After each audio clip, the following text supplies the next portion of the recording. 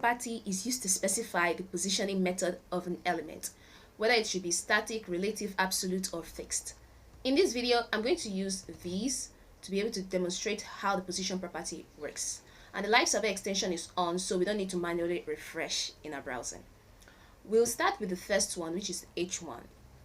H1, the position, the value is going to be static. Now, when we save this and go to our browser, you see nothing happens.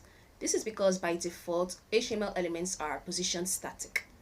But when we try the H2 and we use another value like H2 position, we use relative.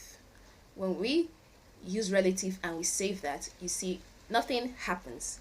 This is because the relative is kind of like static. But when you use the top, right, left, and bottom properties, it will be adjusted away. Like when we make this left to be 20 pixels, we save that and go to our browser.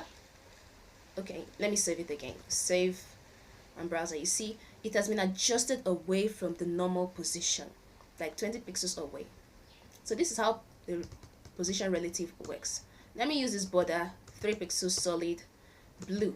Save that. You see it now. You can tell that this is the relative. Let's make that also border, 3 pixels solid red. We'll save that. You see it. So that is static and the other is relative.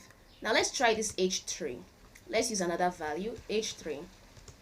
Let's make the position to be fixed. Now this fixed, no matter how you scroll through a page, that element H3 will be fixed. So when I add another property like bottom, let me add bottom. I'll make it 0, right, 0. So when I save this, you see it's right there at the end of that page. Let me make it to be left so that you see it very well. Left. We'll save that. You see it now. The 3 is down there. So it's fixed. No matter how you scroll through, it will always be fixed. Let me add border, 3 pixels solid yellow. Yellow. We'll save that. Now you can tell that is the fixed, the H3 element that has been placed as fixed. So we're going to go ahead and now try out this paragraph tag, and we need to make the position this time will be absolute.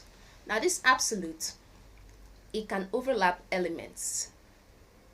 When I set it to be that it's top, okay, the top could be like 80 pixels, the right could be left, actually left to be 0 pixels.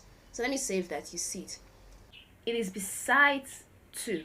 So if the length of that text were more than 4, you see it overlap the other element. Let me add this height, 100 pixels. Save that. And okay, let me add border so that you'll be able to see it very well. 3 pixels solid green. Save, and then oh, it's solid. We'll save that. You see it. So that is how positioned elements that are set to absolute works. As a recap, the static is the default for all HTML elements. Relative is like static, but when you use the properties like left, it adjusts from the normal position. Fixed, no matter how you scroll through a page, it will always be fixed, just like that 3 over there. And finally, absolute, it can overlap other elements. So that is how position in CSS works.